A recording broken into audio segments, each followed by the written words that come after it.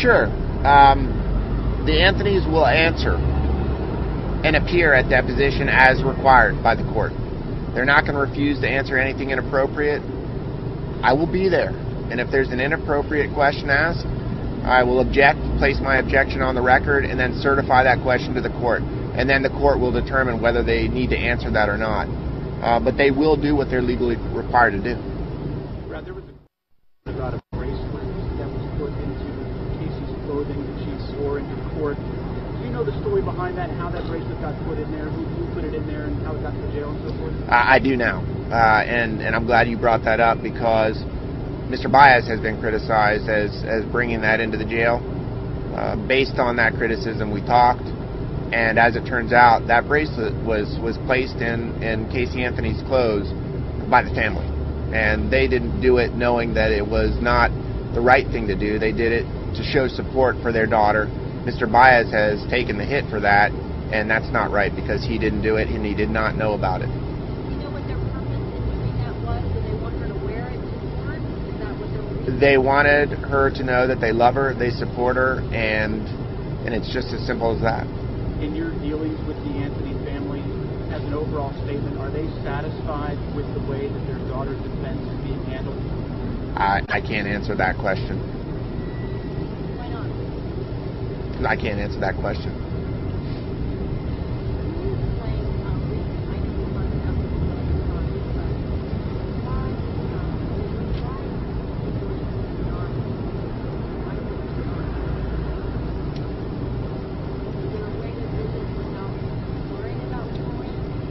I've said this before, and I hope I'm going to answer your question adequately. They haven't visited her because every time they do, there's a videotape on the internet and in the media within 24 hours. They don't want to do that. And they have respected Mr. Baez's wishes, as well as the integrity of their daughter's case. This case should not be tried in the media.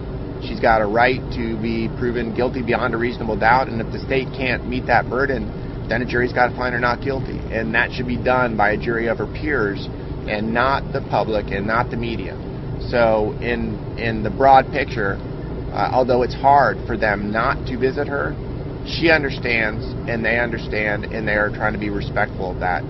At the same time, they don't have any problem with a videotape of them telling their daughter that they love her and they support her being broadcast. So it's kind of a fine line, and hopefully we'll get to the point where that's a possibility. Are they communicating with letters at this point? Are they communicating in other ways that are not? Yes, I mean, they communicate through Mr. Baez, and again, he's trying to protect the integrity of his case, and they respect that.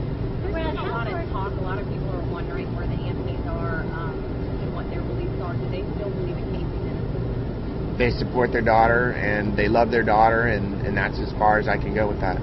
They don't know, as we all don't know, what happened. We're waiting for that to come out, and as I said earlier, a jury will determine her guilt or innocence, but in terms of what comes out, it's still a big question mark.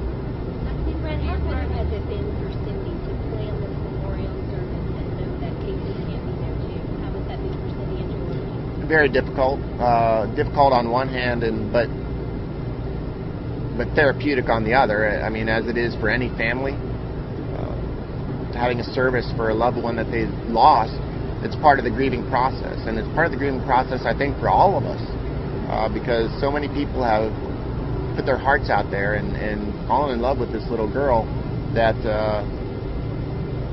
the service on Tuesday is going to show that for everybody. Has there been any discussion in the planning of this? Say that again? How much time has gone into the planning of the service? Gosh, weeks.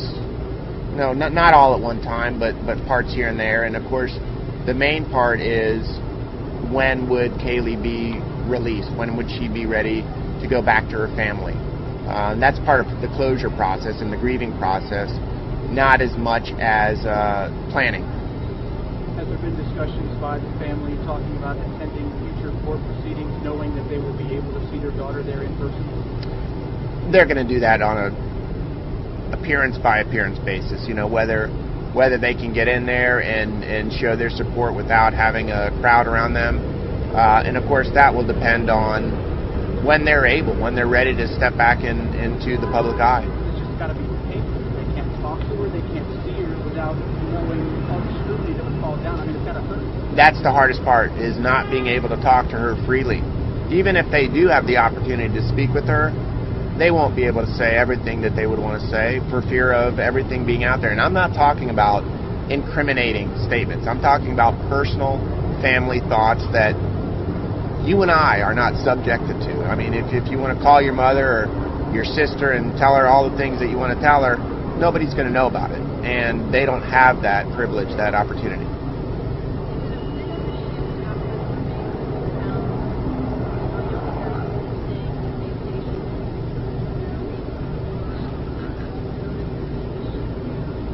There's no shift.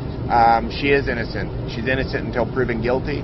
And that's what I keep trying to stress, is keep that in mind. You know, at a time when you have men and women in Afghanistan, Iraq, and other parts of the world fighting, dying, and coming home in pieces, emotionally and physically, these are the rights that they're fighting for. And they're important. And we need to remember that and give those individuals that are fighting for that the respect that they deserve, because we're living it. They're fighting for it. How many people are you expecting to come to the memorial? I know the church says they seat 5,000, and I guess is there potential for an overflow seating? Do you think that might be an issue? Or? There is overflow. I think that the church will be packed.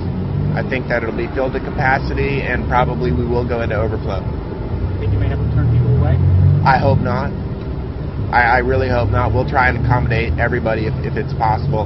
It may be standing room only, and if we can accommodate those, we will.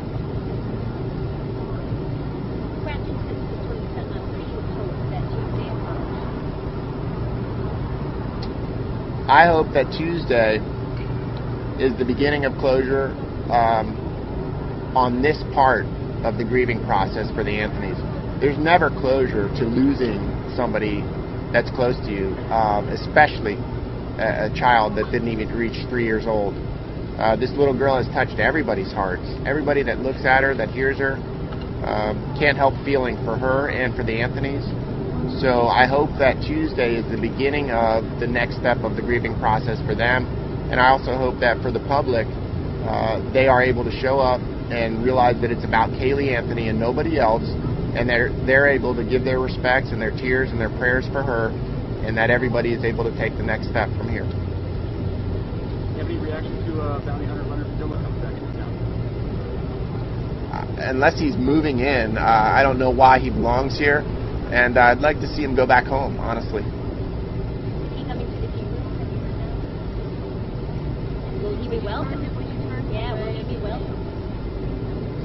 You know, I'm just going to stand or sit on what I said earlier, which is those people that aren't invited probably know they're not invited, and I would hope that they have the sense not to show up and create a scene. Anything else? Thank you all.